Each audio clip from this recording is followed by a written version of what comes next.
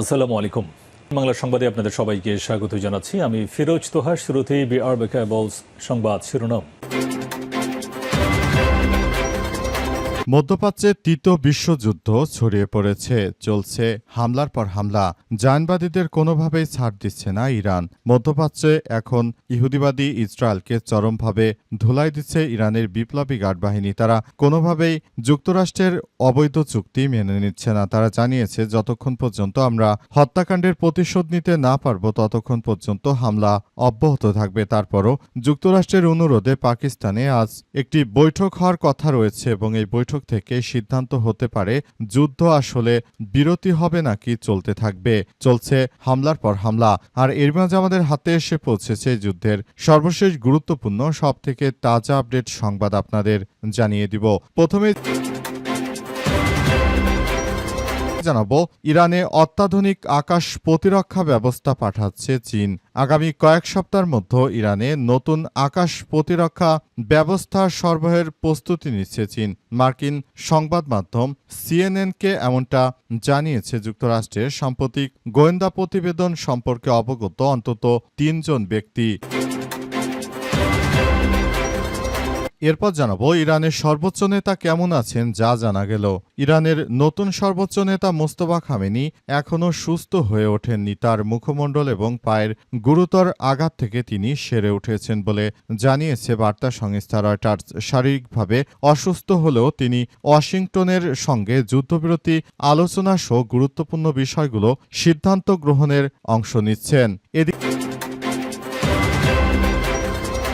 Hormuz প্রণালীতে ফেলে রাখা mine খুঁজে পাচ্ছে না ইরান। হরমুজ প্রণালী বন্ধে মাইন পেতেছিল ইরানের ইসলামী বিপ্লবী গার্ড বাহিনী, তবে যুদ্ধ পরিস্থিতি একটু ভালোর দিকে যাওয়ায় সেই মাইনগুলো সেখান থেকে তুলে নেয়ার কথা জানাচ্ছে তারা, এবং শেষ পর্যন্ত আসলে মাইনগুলো এখন আর খুঁজে পাওয়া যাচ্ছে না বলে ইরানের পক্ষ থেকে নিশ্চিত করা হয়েছে। এবং সর্বশেষ জানাবো, হাওরে বাঁধ ভেঙে ঢুকছে পানি, ফসল রক্ষায় প্রাণপণ চেষ্টা। সুনামগঞ্জে দেখার হাওরে আকস্মিক বাঁধ ভেঙে প্রবল পানি ঢুকে পড়ায় শত শত একর জমি, আধা পাকা বোরো ধান পানি নিচে তলে যাওয়ার আশঙ্কা তৈরি হয়েছে। ফলে কৃষকদের মধ্যে চরম উদ্বেগ ও হতাশা বিরাজ করছে। আজ সরেজমিনে গিয়ে দেখা গেছে, গোজাউনি বাঁধের একটি অংশ ভেঙে দ্রুত গতিতে হাওরে পানি প্রবেশ করছে এবং সবকিছু পরিস্থিতি খুবই খারাপের দিকে চলে যাচ্ছে। প্রিয় দর্শক, এতক্ষণ শুনছিলেন সংবাদ শিরোনাম, এবারে বিস্তারিত।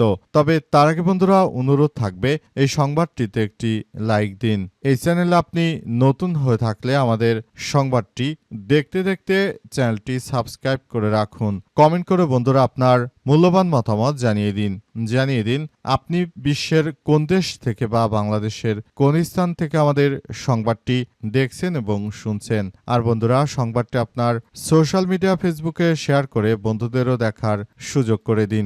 গাজা যুদ্ধে আপনি যদি নিরীহ ফিলিস্তিনিদের ভালোবেসে থাকেন, কমেন্টে ইয়েস লিখে পুরো বিশ্বকে জানিয়ে দিন। এবারে বিস্তারিত। আর বন্ধুরা, সংবাদটি আপনি দেখতে থাকুন এবং আপনার সমস্ত সোশ্যাল মিডিয়ায় বন্ধুদের মাঝে ছড়িয়ে দিন, যাতে করে সবাই আমাদের এই লেটেস্ট আপডেট সংবাদটি জানতে পারে। ইরানে অত্যাধুনিক আকাশ প্রতিরক্ষা ব্যবস্থা পাঠাচ্ছে চীন। মার্কিন গোয়েন্দার তথ্য, আগামী কয়েক সপ্তাহের মধ্যে ইরানে আবার নতুন করে আকাশ প্রতিরক্ষা ব্যবস্থা সরবরাহের প্রস্তুতি নিচ্ছে চীন। মার্কিন সংবাদ মাধ্যম সিএনএনকে এমনটাই জানিয়েছে যুক্তরাষ্ট্রের সাম্প্রতিক গোয়েন্দা প্রতিবেদনের অবগত একজন কর্মকর্তা। অন্তত ৩ জন ব্যক্তি সমন্বিতভাবে এই তথ্যটি জানিয়েছে। এর আগে মার্কিন প্রেসিডেন্ট ডোনাল্ড ট্রাম্প বলেছেন, ইরানকে যেসব দেশ সমরাস্ত্র দেবে তাদের উপর ৫০% বাড়তি শুল্ক আরোপ করা হবে। তার এমন হুমকির পরই চীনের এই অস্ত্র সরবরাহ তথ্য সামনে এসেছে। মার্কিন গোয়েন্দাদের দেয়া তথ্যমতে চলমান ২ সপ্তাহের যুদ্ধবিরতিকে কাজে লাগিয়ে গুরুত্বপূর্ণ এই বিদেশি অংশীদারদের কাছ থেকে জরুরি ভিত্তিতে অস্ত্র সংগ্রহের চেষ্টা করা হচ্ছে। অন্তত 2টি সূত্র সিএনএনকে জানিয়েছে যে বেইজিংয়ে প্রকৃত উৎস গোপন রাখতে তৃতীয় দেশের মাধ্যমে সব অস্ত্র চালান পাঠানোর পরিকল্পনা করা হচ্ছে।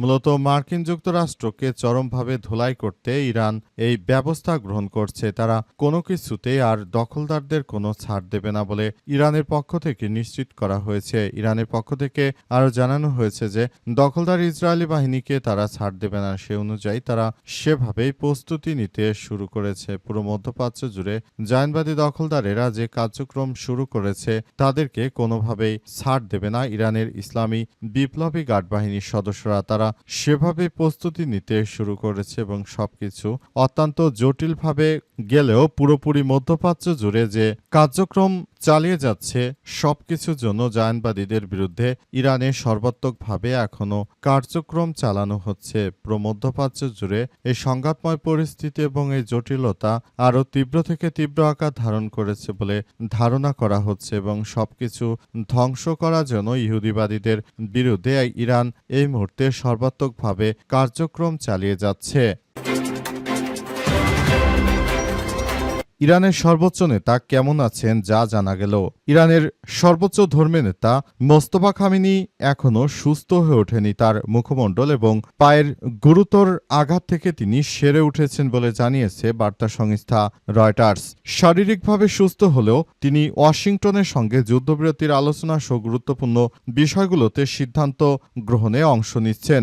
আজ একটি বিখ্যাত প্রভাবশালী গণমাধ্যম থেকে সব তথ্য নিশ্চিত হওয়া গেছে। সেখানে জানা গেল যে তিনি মূলত সবকিছু করার ব্যাপার নিয়ে এগিয়ে চলেছেন এবং পরিস্থিতি এখন যেদিকেই যাক না কেন পরিস্থিতি পুরোপুরি সবকিছু পরিস্থিতি সামনের দিকে এগিয়ে নিয়ে যাওয়ার জন্য সবকিছু করা হচ্ছিল এবং সবকিছু ধ্বংসস্তূপের মধ্য থেকে ফিরে এনে তারপর আগামীতে একটি সুন্দর ও সমৃদ্ধির রাষ্ট্র পরিচালনা কাঠামো গড়ে তোলার প্রতি তিনি ইঙ্গিত দিয়েছেন বলে ইতিমধ্যেই নিশ্চিত করা হয়েছে এবং এই কার্যক্রমগুলো অত্যন্ত গুরুত্বের সহকারে তিনি করছেন। তিনি আরও জানিয়েছেন যে আমি মনে করি আমাদের রাষ্ট্র ব্যবস্থায় সবকিছু এখনই আমূল পরিবর্তন করতে হবে এবং এজন্য আমরা ইতিমধ্যেই সব কার্যক্রমগুলো একসঙ্গে করে তারপর ভবিষ্যতের দিকে আমরা এগিয়ে যেতে চাই। আমরা মনে করি যে বর্তমান যে কার্যক্রমগুলো চলছে এবং যেগুলো চলার কথা ছিল সেগুলো নিয়ে আমরা সবকিছু অত্যন্ত সুষ্ঠু ও সুন্দরভাবে গড়ে তোলার মধ্য দিয়ে এগিয়ে যেতে চাই বলে ইতিমধ্যেই তিনি নিশ্চিত করেছেন। তিনি কখনোই যুদ্ধ চাননি, তবে জায়নবাদীরা তার দেশের উপর যুদ্ধ চাপিয়ে দিয়ে ইরানকে একরকম অপদস্থ করার অনেক চেষ্টা করেছে। হরমুজ প্রণালীতে ফেলে রাখা মাইন খুঁজে পাচ্ছে না ইরান। হরমুজ প্রণালী বন্ধে মাইন পেতেছিল ইরান। এখন যুদ্ধবিরতি আলোচনার মধ্যে হরমুজ প্রণালী দিয়ে যেসব মাইন পুঁতে রেখেছিল ইরান সেগুলো তারা খুঁজে বের করার চেষ্টা করছে। তবে সেসব মাইনের অধিকাংশই আর খুঁজে পাওয়া যাচ্ছে না বলে ইরানি গণমাধ্যমের সূত্র থেকে বিষয়টি নিশ্চিত করা হয়েছে। সেখানে জানানো হয়েছে যে এই মাইনগুলো তারা এখন আর খুঁজে পাচ্ছে না। মাইনগুলো যদি তারা খুঁজে না পায় ভবিষ্যতে ওই জায়গা দিয়ে যেসব জাহাজগুলো চলাচল করবে সেই সব জাহাজগুলোতে খুবই বড় ধরনের সমস্যার সম্মুখীন হতে পারে ইত্যাদি নানাবিধ সমস্যার সৃষ্টি হতে পারে বলে ইতিমধ্যে সব বিষয় নিশ্চিত করা হয়েছে এবং এজন্য পরিস্থিতি দেখভাল এবং পরিস্থিতি ঠিক করার জন্য সবাইকে ইতিমধ্যে সব বিষয় নিয়ে কাজ করার প্রতি ইঙ্গিত দেওয়া হয়েছে এবং বলা হচ্ছে যে পরিস্থিতি যেভাবেই যাক না কেন সবকিছু সুন্দরভাবে গড়ে তোলার জন্য এখনই সবাইকে এই পরিস্থিতি মোকাবেলা করার জন্য কাজ করতে হবে। ইরান তারা চেয়েছিল হরমুজ প্রণালী দিয়ে যদি কোনো জাহাজ যায় সেগুলো যেন ইরানকে টোল দিয়ে যায়। তবে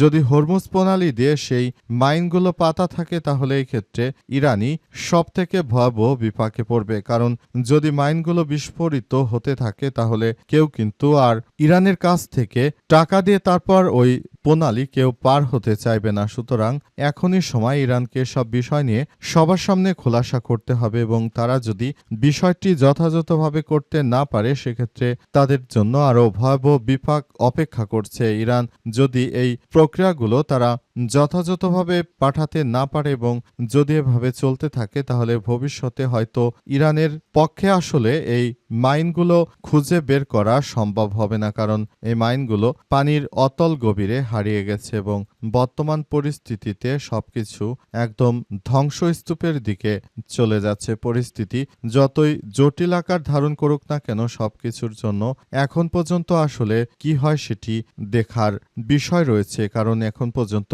ঠিকভাবে বলা যাচ্ছে না কি হতে চলেছে।